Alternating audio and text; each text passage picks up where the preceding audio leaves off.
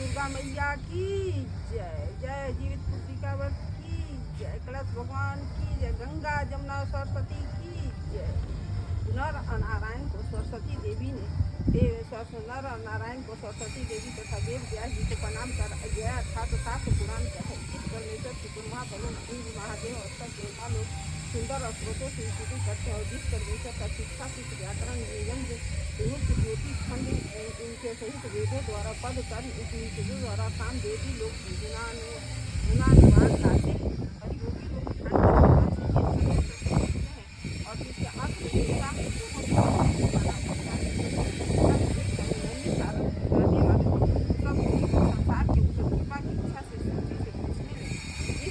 घोर कलयुग में बालक बहुत काल तक जीने वाले कैसे होंगे। सूर्य जी बोले द्वापर के अंत में जब कलयुग प्रवृत्त हुआ तब विचार करने लगे कि माता जीती है उनके आगे लड़के नष्ट हो जाते हैं। ऐसा नहीं कह करके गौतम ऋषि के पास सब मिलकर गए। सुखपूर्वक महात्मा गौतम एकांत में बैठे थे। उनके आगे नम्रता पूर्वक खड़ी होकर कहने लगी संकट समय में किस व्रत या तब से हम लोगों के लड़के जीते रहेंगे ऐसा निश्चय करके हे प्रभु आप कहिए। ऐसा उन स्त्रियों का वचन सुनकर गौतम देव कहने लगे कि हे स्त्रियां जैसा मैंने तुमसे पहले सुना है वह आप लोग सुनो। आप लोग सुनो। ये अश्वत्थामा ने इनके लड़कों को जब मार डाला तब इस शोक से घबराई हुई द्रौपदी मरे हुए पुत्रों को देखकर अपनी सखियों के साथ ये प्रसन्नता पूर्वक निश्चय करके कहिए। तब धम्य जी बोले देखने वाले सबको बराबर देखने वाले दया से युक्त जाकर अपनी स्त्री के साथ रहने लगे। उस गांव में आधी रात के समय पुत्र शोक से घबराई हुई फिर पुत्र को देखने में आशा रहित इतनी करुण स्वर में रोने लगी।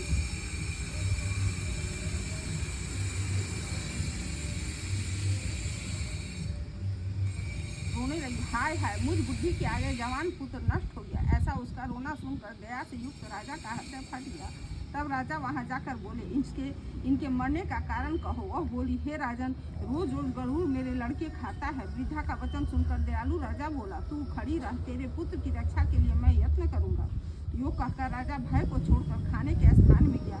वहां पर गरुड़ जी आकर राजा के शरीर के मांस को खाने लगे। तब वे बड़े तेजस्वी गरुड़ ने बायां अंग जब खा लिया तब पासा फेंक कर राजा ने दाहिना अंग भी दे दिया। उसको देखकर गरुड़ जी ने पूछा कि हे देव योनियों में आप कौन हैं? हे वीर आप मनुष्य नहीं हैं। आपके अपने जन्म और कुल को कहिए। इसके बाद राजा स्वयं पीड़ा से घबराया हुआ बोला कि हे गरुड़ आप अपनी इच्छा पूर्वक भोजन करिए। व्यर्थ के प्रश्नों से क्या मतलब। इस बात को सुनकर गरुड़ ने खाना छोड़ दिया। फिर आग्रह पूर्वक राजा के जन्म और कुल को पूछने लगा। राजा बोला मेरी माता रानी शिव्या है और पिता राजा शालिवाहन है। सूर्य वंश में उत्पन्न हुआ मैं राजा जीमुत वाहन हूँ। इस दयालुता को देखकर राजा के गरुड़ जल्दी से बोला कि हे महाराज जो आपके मन में हो सो आप वर मांगिए। राजा बोला हे गरुड़ आप अगर मुझको वर देना चाहते हैं तो मैं मांगता हूँ जिनको आपने पहले भोजन किया वे सब जी जाए और फिर अब आप किसी जीव को न खाइए। यही मेरी प्रार्थना है और जो उत्पन्न होते हैं वे बहुत काल तक जिए ऐसा उपाय करो। धूम्य जी बोले आनंद के सहित वर देकर पंछियों के राजा गरुड़ स्वयं राजा की इच्छा से अमृत लेने के लिए गए और अमृत लाकर पृथ्वी पर मरे हुए शरीर और हड्डियों पर चारों तरफ से खूब बरसाया। तब ये जो खाए गए मनुष्य थे वे सब गरुड़ की प्रसन्नता से और राजा की कृपा से जी गए। राजा का शरीर पहले से गुना सुशोभित हुआ। राजा की दयालुता देखकर फिर गरुड़ जी बोले कि दूसरा वरदान संसार के हित की इच्छा से मैं स्वयं देता हूँ। कुंवार के महीने में कृष्ण पक्ष की अष्टमी बड़ी सुंदर है सप्तमी से रहित आज है और तुम प्रजाओं को जिलाने वाले हो। इस कारण ये आज का दिन ज्ञानमय होगा। श्री दुर्गा जी की मूर्ति का बहुत भेद है। तीनों लोक में पूजनीय हे वत्स आज अमृत के लाने से इस अष्टमी का नाम जीव पुत्री का हुआ। और ये देवी है, दुर्गा है। इस अष्टमी तिथि में जो स्त्रियां जीव पुत्रिका का पूजन करेगी और पूजन करेगी, उनके सौभाग्य की वृद्धि और वंश वृद्धि निरंतर होगी। हे महाराज, इसमें कोई संशय नहीं है। सप्तमी से रहित जो अष्टमी है उसका उपवास करे, इसमें सूर्य नारायण उदय हो, वही अष्टमी है। और पारण नवमी के दिन करे। सप्तमी के रहित अष्टमी नहीं करना चाहिए, नहीं तो कोई फल नहीं होता, सौभाग्य भी निश्चय नष्ट हो जाता है। इस प्रकार से गरुड़ जी राजा को वरदान देकर विष्णुपुर वैकुंठ को चले गए। राजा भी अपनी स्त्री के साथ अपने नगर को चला गया। हे देवी, ये बहुत दुर्लभ व्रत मैंने कहा, जिस व्रत के प्रभाव से लड़के बहुत दिन तक जीवित रहते हैं। इस वास्ते हे देवी, इस व्रत को पूर्वोक्त विधि से करो और इसमें पार्वती जी की शैलपुत्री जो हैं उनका पूजन करो, तब तुमको फल प्राप्त होगा। मुनि के इस वचन को सुनकर द्रौपदी ने बहुत प्रसन्न होकर ग्राम की सभी स्त्रियों को बुलाकर इस उत्तम व्रत को किया। गौतम ऋषि बोले, इस व्रत के प्रभाव को सुनकर चिल्ही ने किसी सुंदर सखी सियारिन से कहा। उसी पीपल के खोखड़े में सियारिन भी व्रत करने लगी। कहीं पर उत्तम ब्राह्मण से व्रत करने लगी।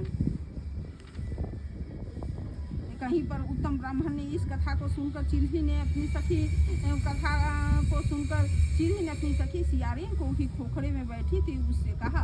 आधी कथा को सुनकर भूख से दुखी शरीर वाली निकलकर जल्दी से मुर्दों से भरे हुए मसान पर गई। वहां जाकर अपनी इच्छा पूर्वक सियारिन ने मांस को खाया। चिल्ही ने निर्जर व्रत किया। तब प्राप्त काल हो गया। गौशाला में जाकर सुगंधित युक्त सुंदर जल पिया। वहीं पर स्वस्थ चित्त से नवमी के दिन नवमी में पारण किया। कुछ ही दिनों के बाद दोनों ने अपने अपने शरीर को छोड़ दिया। बाद में कौशलपुर में किसी धनी के घर संजोग से दोनों का एक ही घर में जन्म हुआ। बड़ी बहन सियारिन हुई, छोटी बहन चिल्ही हुई। संपूर्ण लक्षणों से युक्त उसको जाति का संग्रह रहा। बड़ी बहन काशीनाथ से ब्याही, छोटी बहन को काशी राज के मंत्री ने प्रत्यय अग्नि के समीप में विधि पूर्वक ब्याह किया। पूर्व जन्म के फल के मृग ने जाति का संग्रह रखने वाली दीवान जी की स्त्री ने 8 पुत्र उत्पन्न किया। 8 वस्तुओं की माता की तरह उसको देखकर राजा की स्त्री राजा के आगे क्षमा के साथ बोली, हे नाथ, मेरे वचन को आप करो। जिस रास्ते से मेरे लड़की यमराज के यहाँ गए हैं उसी रास्ते से अगर हमारा जीवन चाहते हो तो मेरी बहन के भी लड़के को पहुँचा दो। यह सुनकर राजा ने वैसा ही किया। इसके बाद जीवित पुत्रिका ने उनको जिला दिया। एक समय वन में उनके सिर काटकर बांस की दौड़ी में रखकर उसको भेज दिया। वे सब सिर अनेकों रत्नों से युक्त हो गए। बिना चोट के सब जी गए। उन लड़कों को देखकर राजा की स्त्री बड़े आश्चर्य को प्राप्त हुई। आकर के अपनी बहन से पूछने लगी कि तुमने कौन सा व्रत किया जिससे तुम्हारे लड़के बार बार मर के भी जी जाते हैं। हे बहन, तेरे लड़के नहीं जीते हैं। मेरा व्रत नष्ट नहीं हुआ था, इससे मेरे लड़के जीवित रहते हैं। हे प्यारी, अब तुम राजा प्यारी, अब तुम इस व्रत के प्रभाव से तुम्हारे पुत्र जीवित रहेंगे। हे भाग्यवती, मैं सच कहती हूँ, राजा के जीवित पुत्र हुए और उस स्त्री के लड़के बड़े सुंदर हुए। इस पृथ्वी में वे लड़के राजा हुए, बहुत समय तक जीने वाले हुए। सूत जी ऋषियों से बोले, ये मैंने सुंदर व्रत संपूर्ण सौभाग्य को बढ़ाने वाला कहा है। स्त्रियां पुत्रों के जीवन की इच्छा वाली इस व्रत को करें।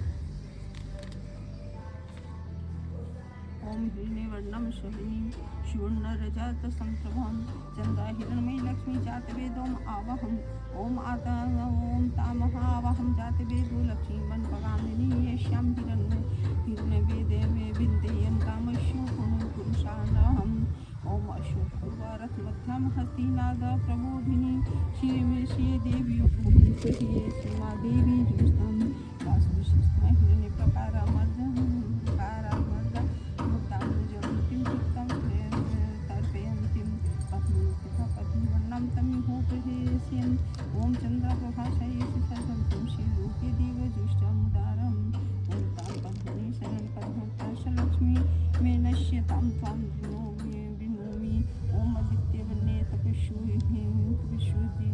तपस्विजातो वनस्पति पतिसत्त्वं मृत्युविक्षोथ विल्यतस्य फलानि तपसा तु मायान्तराय यशो देवी सखं कितिष्यं दिश्योनिं सह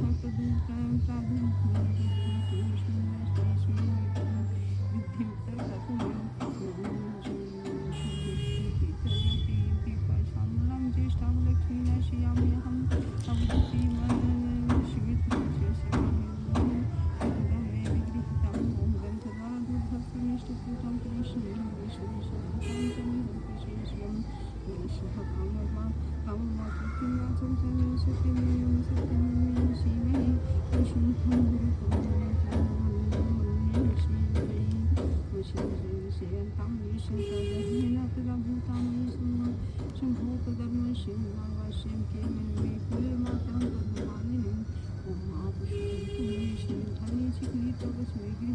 देवी मातरं श्रीवाशिवे माता पुष्पं पुष्टिपूर्णां हिमालयं चन्द्राहिरण्मयी लक्ष्मीं चातवेदो मावः माताष्टिं पूर्णां देवमालयं सूर्याहिरण्मयी लक्ष्मीं जातवेदो मावः मावहं जातवेदो लक्ष्मीवनं कल्पकामिनीं यशं हिरण्यप्रभूतं गावो दस्यो